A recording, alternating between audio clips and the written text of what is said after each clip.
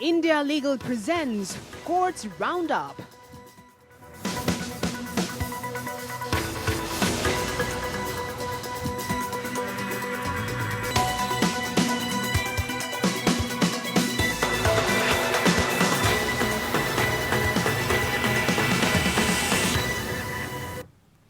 नमस्कार, court roundup में स्वागत है आपका और मैं हूं आपके साथ नेहा दुबे। इस बुलेटिन में अगले आधे घंटे आपको कोर्ट से जुड़ी तमाम छोटी बड़ी खबरों से करवाएंगे रूबरू। कोर्ट की कार्रवाई सुप्रीम कोर्ट से लेकर हाई कोर्ट और लो कोर्ट तक के फैसलों को रखेंगे आपके सामने। आगे बढ़ने से पहले एक नजर हेडलाइंस पर। यूएपीए कानून पर सुप्रीम कोर्ट ने दी अहम व्यवस्था, कहा मजिस्ट्रेट पर चार्जशीट की समय सीमा बढ़ाने की है बंदिश। धारा 43D(2)(B) के तहत चार्जशीट की समय सीमा नहीं बढ़ेगी। अपीलकर्ता डिफॉल्ट जमानत पर रिहा होने के हैं हकदार।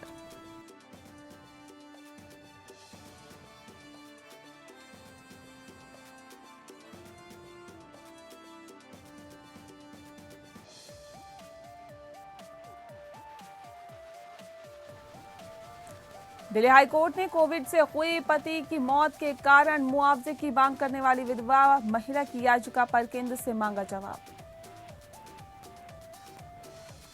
भीड़ की युवा पुलिस अधिकारी की हत्या, जम्मू कश्मीर हाईकोर्ट ने कहा मानवता और कश्मीरियत शर्मसार, आरोपी को जमानत देने से किया इनकार।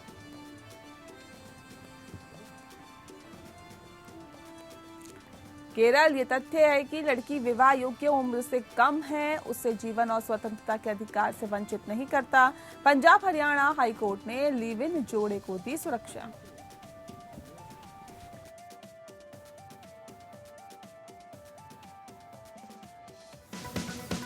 India Legal presents Courts Roundup.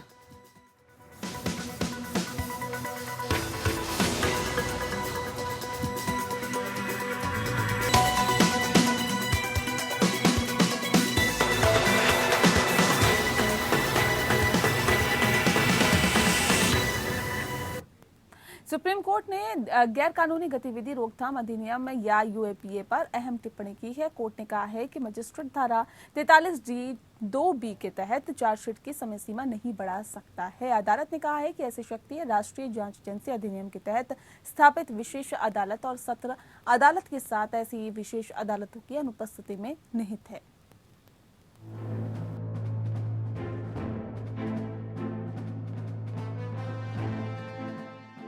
Supreme court ने फैसला सुनाया है एक मजिस्ट्रेट के पास गैर कानूनी गतिविधि रोकथाम अधिनियम के तहत मामलों में जांच पूरी करने और चार्जशीट दाखिल करने की समय सीमा बढ़ाने का अधिकार क्षेत्र नहीं है।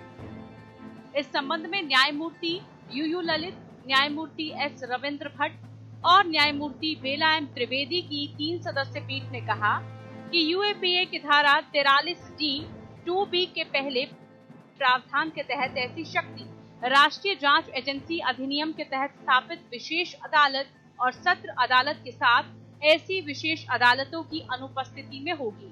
इस संबंध में शीर्ष अदालत ने विक्रमजीत सिंह बनाम पंजाब राज्य में अपने 2020 के फैसले की पुष्टि की। मध्य प्रदेश उच्च न्यायालय द्वारा पारित एक आदेश को चुनौती देने वाली यूपीए के तहत 4 आरोपियों द्वारा दायर याचिका पर यह आदेश पारित किया गया था, जिसने मुख्य न्यायिक मजिस्ट्रेट सीजीएम भोपाल द्वारा पारित 1 मार्च 2014 के आदेश की पुष्टि की थी, जिसमें जांच एजेंसी को पूरी करने के लिए धारा 43D(2)(B) के तहत समय का विस्तार दिया गया था। उनकी वास्तविक हिरासत के 90 दिन पूरे होने पर अपीलकर्ताओं की ओर से आपराधिक प्रक्रिया संहिता के धारा 167(2) के तहत इस आधार पर जमानत की मांग की गई थी कि जांच एजेंसी द्वारा 90 दिनों के भीतर कोई आरोप पत्र दायर नहीं किया गया था। उन आवेदनों को सीजीएम भोपाल ने खारिज कर दिया था।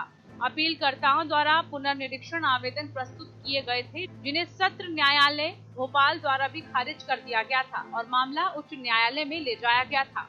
उच्च न्यायालय ने माना कि क्योंकि सीजीएम भोपाल ने मार्च 2014 में एक उपयुक्त आदेश पारित किया था, जांच मिशनरी के लिए जांच पूरी करने के लिए उपलब्ध अवधि 180 दिनों तक बढ़ा दी गई थी और इस तरह संहिता की धारा 167(2) के तहत अपीलकर्ताओं द्वारा प्रस्तुत आवेदन विचारणीय नहीं थे और अपीलकर्ता राहत के हकदार नहीं थे।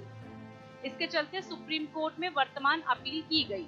उसी के मद्देनजर अदालत ने अपील की अनुमति दी और कहा कि अपीलकर्ता डिफॉल्ट जमानत पर रिहा होने के हकदार हैं। कोर्ट ने आदेश दिया, अपीलकर्ताओं को आज से 3 दिनों के भीतर संबंधित ट्रायल कोर्ट के सामने पेश किया जाएगा और ट्रायल कोर्ट उन्हें ऐसी शर्तों के अधीन जमानत पर रिहा करेगा जो ट्रायल कोर्ट लंबित मुकदमों में उनकी उपस्थिति और भागीदारी सुनिश्चित करने के लिए लागू करना उचित समझे। Bureau report. दिल्ली उच्च न्यायालय ने फैसला सुनाया कि विवाह के पंजीकरण के लिए पार्टियों के कुछ शारीरिक रूप से उपस्थित होने की आवश्यकता नहीं है और ये पर्याप्त है कि वे संबंधित उप मंडल मजिस्ट्रेट एसडीएम के समक्ष वीडियो कॉन्फ्रेंस मोड के माध्यम से ही उपस्थित हो। न्यायमूर्ति रेखापल्ली और ने ये दोहराने के लिए कि व्यक्तिगत उपस्थिति का अर्थ भौतिक उपस्थिति नहीं है। दिल्ली उच्च न्यायालय द्वारा चरणजीत कौर नागी बनाम दिल्ली के एनसीटी सरकार और अन्य में निर्धारित सिद्धांत पर भरोसा किया। अदालत नई दिल्ली में अपनी शादी के पंजीकरण के लिए एक एनआरआई दंपति द्वारा दायर एक याचिका पर सुनवाई कर रही थी। याचिकाकर्ताओं ने कोर्ट को बताया कि उनकी शादी 2001 में हुई थी और वर्तमान में वे अमेरिका में रह रहे हैं। उन्होंने अदालत से दिल्ली सरकार को दिल्ली विवाह के अनिवार्य पंजीकरण आदेश 2014 के तहत उनके विवाह के पंजीकरण के लिए उनके ऑनलाइन आवेदन को स्वीकार करने और वीडियो कॉन्फ्रेंसिंग के माध्यम से संबंधित प्राधिकरण के समक्ष पेश होने की अनुमति देने का निर्देश देने का आग्रह किया था। याचिकाकर्ताओं की ओर से पेश वरिष्ठ अधिवक्ता विभा दत्ता वकीजा ने कहा कि सरकार ने अनिवार्य विवाह आदेश के प्रावधान 4 की गलत व्याख्या की है। कोर्ट को बताया कि उक्त प्रावधान में व्यक्तिगत शब्द को राज्य द्वारा भौतिक उपस्थिति के रूप में समझा जा रहा था और ये याचिकाकर्ताओं को परेशान कर रहा था। ये सूचित किया गया कि चूंकि याचिकाकर्ता वर्तमान में अमेरिका में हैं और कोविड-19 प्रतिबंधों के कारण भारत की यात्रा करने में असमर्थ हैं, वे एसडीएम के समक्ष उपस्थित नहीं हो सकते। अदालत ने टिप्पणी की, ये कैसे अनिवार्य है? आप वीसी के माध्यम से व्यक्तिगत रूप से पेश हो रही हैं। पीठ ने इसके समक्ष याचिका की अनुमति दी। सुप्रीम कोर्ट ने राष्ट्रीय मानवाधिकार आयोग को पूरे कार्यबल के साथ ही चलाने को सुनिश्चित करने के लिए शीर्ष अदालत के हस्तक्षेप की मांग करने वाली एक जनहित याचिका को निष्फल बताते हुए खारिज कर दिया। शीर्ष अदालत के पूर्व न्यायाधीश जस्टिस अरुण मिश्रा और एनएचआरसी के अध्यक्ष के रूप में नियुक्त पर ध्यान देते हुए जस्टिस एल.एन. राव और जस्टिस बी.आर. गवई की पीठ ने अपने आदेश में कहा कि अध्यक्ष और अन्य सदस्यों की नियुक्ति को देखते हुए ये रिट याचिका निष्फल हो गई है, खारिज की जाती है। व्यक्तिगत रूप से याचिकाकर्ता के रूप में पेश हुए अधिवक्ता राधाकांत त्रिपाठी ने सुनवाई के दौरान प्रस्तुत किया था। हालांकि अध्यक्ष और सदस्यों की नियुक्ति की गई थी, फिर भी 2 पद खाली पड़े थे। इस मौके पर पीठासीन न्यायाधीश जस्टिस एल.एन. राव ने मौखिक रूप से टिप्पणी की, अध्यक्ष नियुक्त किया गया है, हम मामले को लंबित क्यों रखे? ये निष्फल हो गया है। ये दावा करते हुए कि राष्ट्रीय मानवाधिकार आयोग एनएचआरसी की स्थापना के बाद से इतिहास में पहली बार आयोग अपनी पूरी ताकत के बिना चल रहा है। त्रिपाठी ने अपनी याचिका में कहा था कि आयोग में अध्यक्ष, 2 सदस्य और जांच महानिदेशक की रिक्तियां हैं, जैसा कि 2019 में संशोधित मानवाधिकार संरक्षण अधिनियम 1993 के तहत आवश्यक है। याचिकाकर्ता ने तर्क दिया था कि 2019 में संशोधित मानवाधिकार संरक्षण अधिनियम 1993 की धारा 3 में एक अध्यक्ष और 5 अन्य सदस्यों के साथ राष्ट्रीय मानवाधिकार आयोग का गठन करने की संस्तुति की गई है और ऐसे में जांच निदेशक, महानिदेशक की नियुक्ति के लिए अधिनियम की धारा 11 निर्धारित है। अधिनियम की धारा 7 में अध्यक्ष की अनुपस्थिति में कार्यवाहक अध्यक्ष की नियुक्ति का प्रावधान है। याचिका में यह भी कहा गया था कि एनएचआरसी में एक अध्यक्ष और 2 सदस्य और जांच महानिदेशक की नियुक्ति न होने से कानून की नजर में कमजोर और बेकार हो गया था। सुप्रीम कोर्ट ने कहा कि अनुशासनात्मक जांच करने में की गई प्रत्येक देरी से वास्तव में तथ्यात्मक रूप से जांच को खराब नहीं करती है। Justice D.Y.. Chandrachud, justice Vikram Nath और जस्टिस हिमा कोहली ने देखा कि जांच में देरी के कारण होने वाले कारणों और पूर्वाग्रह को बताया जाना चाहिए और ये अनुमान का विषय नहीं हो सकता। इस मामले में एक पुलिस अधिकारी के खिलाफ एक विभागीय जांच शुरू की गई है, जिसने कथित तौर पर गुंडा दस्ता का गठन और संचालन किया है। ये पता चला है कि इस तरह के दस्ते के कुछ सदस्यों ने एक व्यक्ति को गिरफ्तार किया, जिसके बाद में पुलिस हिरासत में मौत हो गई। हिरासत में मौत की मजिस्ट्रियल जांच की गई और 10 अक्टूबर 2014 को एक रिपोर्ट पेश की गई। 8 जून 2016 को अधिकारी के खिलाफ एक विभागीय जांच कार्रवाई की गई और आरोप पत्र जारी किया गया। दरअसल केंद्रीय प्रशासनिक न्यायाधिकरण ने अधिकारी के आवेदन पर आरोप पत्र को इस आधार पर खारिज कर दिया कि जांच में लगभग 2 साल की देरी हुई और लगाए गए आरोप अस्पष्ट थे। अदालत ने अपील पर आरोप पत्र का जिक्र करते हुए कहा कि इसमें अधिकारी के खिलाफ आरोपों का विस्तृत विवरण है। पीठ ने कहा कि इसे अनुशासनात्मक जांच पर जवाब देने के लिए आवश्यक मामले की प्रकृति पर संदेह या अस्पष्टता के रूप में उत्तरदाता को छूट नहीं मिलती। ये पता लगाना कि आरोप अस्पष्ट है, त्रुटिपूर्ण है। अदालत ने कहा कि ट्रिब्यूनल का जांच के शीघ्र निष्कर्ष के लिए निर्देशित करना उचित हो सकता था, लेकिन इसके बजाय उसने पूरी तरह से जांच को रद्द कर दिया। कोर्ट ने कहा कि हमारे विचार में स्पष्ट रूप से अनुचित अनुशासनात्मक जांच करने में हर देरी वास्तव में जांच को खराब नहीं करती है। क्या जिस अधिकारी से पूछताछ की जा रही है उसके लिए पूर्वाग्रह का कारण बनता है? ये एक ऐसा मामला है जिसे होना चाहिए। प्रत्येक मामले की परिस्थितियों के आधार पर निर्णय लिया गया है।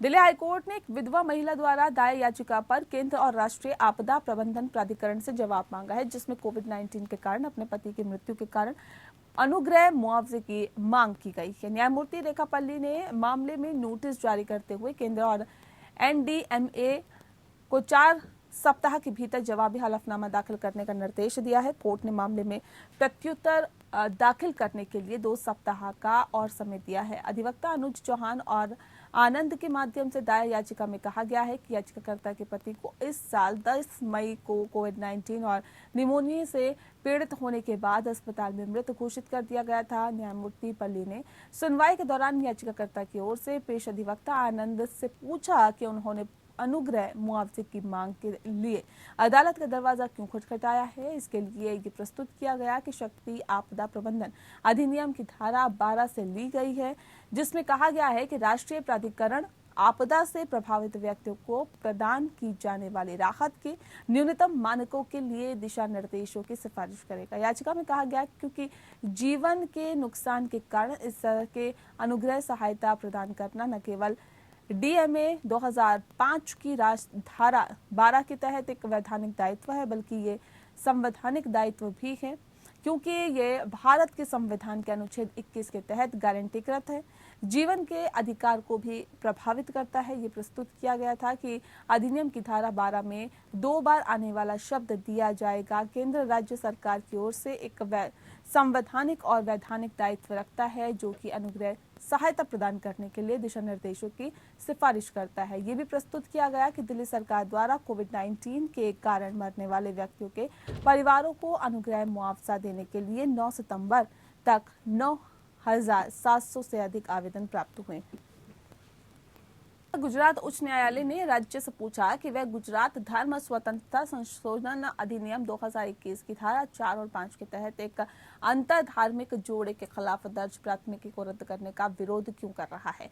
न्यायमूर्ति इलेश जे वोरा ने दंपति द्वारा दायर की याचिका में आदेश पारित किया, जब महिला मुखबिर ने वडोदरा के गोत्री पुलिस स्टेशन में एक छोटे से वैवाहिक मुद्दे के बारे में शिकायत करने के लिए संपर्क किया, जिसके बारे में उनका मानना था कि भारतीय दंड संहिता की धारा 498(1) क्रूरता के तहत कवर किया जाएगा। हालांकि याचिका में कहा गया कि कुछ धार्मिक राजनीतिक समूह के हस्तक्षेप के कारण मामले को सांप्रदायिक बना दिया गया और लव जिहाद कोण लाया गया। यह आगे कहा गया कि शामिल पुलिस अधिकारियों के अति उत्साह के कारण महिला द्वारा कभी भी उल्लिखित घोर असत्य तथ्यों और अपराधों को प्राथमिकी में शामिल नहीं किया गया था। इसमें आईपीसी के तहत जघन्य अपराध शामिल है। जैसा कि याचिका में प्रस्तुत किया गया, धार्मिक आपको बता दें कि प्राथमिकी में यौन उत्पीड़न, जबरन गर्भपात, घरेलू हिंसा और आरोपी द्वारा जातिवादी गालियों के इस्तेमाल के संबंध में ही पूरी तरह से गलत तथ्य दर्ज है। भले ही महिला द्वारा ऐसा कोई आरोप नहीं लगाया गया था।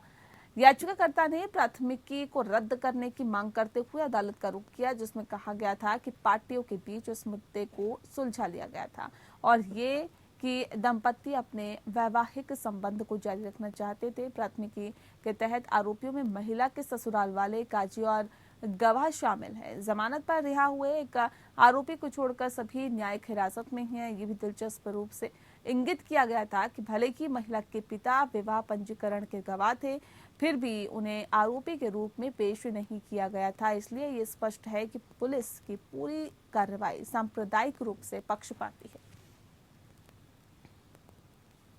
तेलंगाना हाईकोर्ट के कार्यवाहक मुख्य न्यायाधीश एम.एस. रामचंद्र राव और न्यायमूर्ति टी. विनोद कुमार की खंडपीठ ने हैदराबाद में गणेश चतुर्थी समारोह के मद्देनजर कई दिशा निर्देश जारी किए हैं। इस याचिका में एक डिवीजन बेंच द्वारा हुसैन सागर झील में गणेश और देवी दुर्गा की मूर्तियों के विसर्जन को प्रतिबंधित करने के निर्देश के आदेश की जानबूझकर अवज्ञा करने का आरोप लगाया गया। याचिकाकर्ता ने तर्क दिया कि प्रतिवादियों ने झील में प्लास्टर ऑफ पेरिस से बनी मूर्तियों सहित सभी प्रकार की मूर्तियों के विसर्जन की अनुमति दी। इसके साथ ही उक्त झील को जल प्रदूषण से बचाने की मांग की। उन्होंने कहा कि प्रतिमाओं के विसर्जन पर राज्य सरकार को सुरक्षा व्यवस्था और क्रेन किराए पर लेने में भी काफी खर्च आता है। इसके लिए ये बेहतर होगा कि लोगों को मिट्टी की मूर्तियों का उपयोग करने और उन्हें अपने घरों में विसर्जित करने के लिए प्रोत्साहित किया जाए, ताकि उक्त झील में प्रदूषण को कम किया जा सके। पीठ ने स्पष्ट किया कि राज्य सरकार को प्लास्टर ऑफ पेरिस से बनी गणेश प्रतिमाओं को हुसैन सागर में विसर्जित करने की अनुमति नहीं देनी चाहिए। अदालत ने प्रतिवादियों को सुझाव दिया कि वे हवा वाली रबड़ बांध के दीवार के उपयोग का पता लगाए, जैसा कि पहले हुसैन सागर झील में सफाई ऑपरेशन करते समय मूर्तियों के विसर्जन के लिए क्षेत्र को घेरकर एक विकल्प के रूप में इस्तेमाल किया गया था। ये भी निर्देश दिया गया कि कम ऊंचाई और पर्यावरण के अनुकूल गणेश मूर्तियों का उपयोग किया जाना चाहिए और पंडाल आयोजकों को यथासंभव पंडालों में समारोह को प्रसारित करने का सहारा लेना चाहिए। आयोजकों को सख्त हिदायत दी गई है कि बीमारों के स्वास्थ्य को ध्यान में रखते हुए तेज आवाज में संगीत न बजाएं।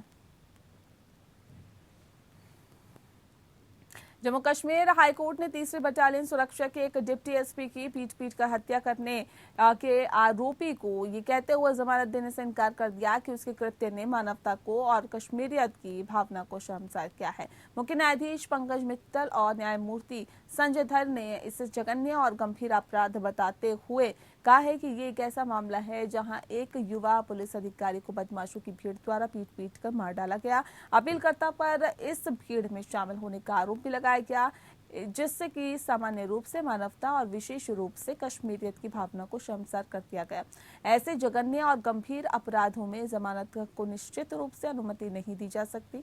अपीलकर्ता आरोपी के खिलाफ मामला अब यह है कि 2017 में जब मृतक अधिकारी शब कदर के अवसर पर जामिया मस्जिद में नियंत्रण की निगरानी के लिए ड्यूटी पर तैनात थे। अपीलकर्ता और अन्य व्यक्तियों सहित एक भीड़ ने भारत सरकार के खिलाफ भड़काऊ नारे लगाए। इसके साथ ही भीड़ पर मृतक अधिकारी को घसीटने और पीट कर मार डालने का आरोप लगाया गया।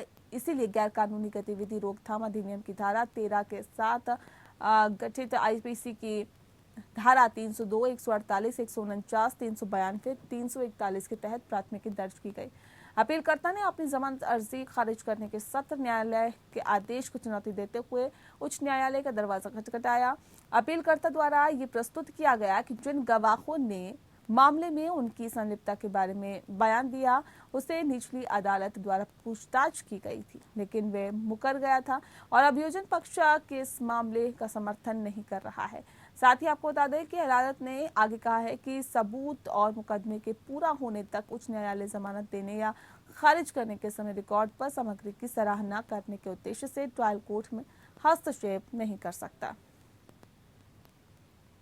पंजाब और हरियाणा उच्च न्यायालय ने माना है कि केवल ये तथ्य कि याचिकाकर्ता लड़की विवाह योग्य आयु की नहीं है, उसे भारत के नागरिक होने के नाते संविधान में परिकल्पित मौलिक अधिकारों से वंचित नहीं करेगा। न्यायालय ने नाबालिग लड़की को सुरक्षा प्रदान करने का निर्देश दिया। जस्टिस हरनेश सिंह गिल ने कहा है कि संविधान दायित्वों के अनुसार प्रत्येक नागरिक के जीवन और स्वतंत्रता की रक्षा करना राज्य का बाध्य कर्तव्य है। उन्होंने कहा कि संविधान का अनुच्छेद 21 प्रत्येक नागरिक को जीवन और स्वतंत्रता की सुरक्षा प्रदान करता है और कानून द्वारा स्थापित प्रक्रिया के अलावा किसी भी व्यक्ति को उसके जीवन और व्यक्तिगत स्वतंत्रता से वंचित नहीं किया जाएगा। याचिकाकर्ता प्रेमी जोड़े, इनमें लड़की की उम्र 17 साल 10 महीने है, जब लड़का बालिग हो चुका है। शादी की उम्र में आने के बाद दोनों एक दूसरे से शादी करने के लिए तैयार हैं। हालांकि लड़के के परिजन उनके रिश्ते के खिलाफ है। याचिकाकर्ता जोड़े लिव इन रिलेशनशिप में रह रही हैं। उन्हें लड़के के परिवार से धमकियां मिल रही है। उन्होंने सुरक्षा की मांग को लेकर इस संबंध में वरिष्ठ पुलिस अधीक्षक को ज्ञापन दिया। याचिकाकर्ता का कहना है कि उन्हें अपने जीवन के लिए लगातार खतरा महसूस हो रहा है और आशंका में जी रहे हैं कि लड़के का परिवार उनकी हत्या के हद तक जा सकता है। याचिका में नंद कुमार और अन्य बनाम केरल राज्य और अन्य में सुप्रीम कोर्ट के फैसले का उल्लेख किया गया है और अन्य न्यायिक मिसालें दी गई है। याचिकाकर्ता की वैवाहिक स्थिति या लिव इन रिलेशनशिप पर टिप्पणी करने से खुद को रोकते हुए कोर्ट ने कहा कि जोड़े को देश के नागरिक के रूप में माना जाना चाहिए, जिससे उन्हें सुरक्षा प्रदान की जा सके। ये तथ्य कि लड़की विवाह योग्य उम्र की नहीं है, जीवन और स्वतंत्रता की सुरक्षा सुनिश्चित करने में बाध्य नहीं है। और इसी के साथ फिलहाल इस बुलेटिन में इतना ही। नमस्कार। India Legal presents Courts Roundup.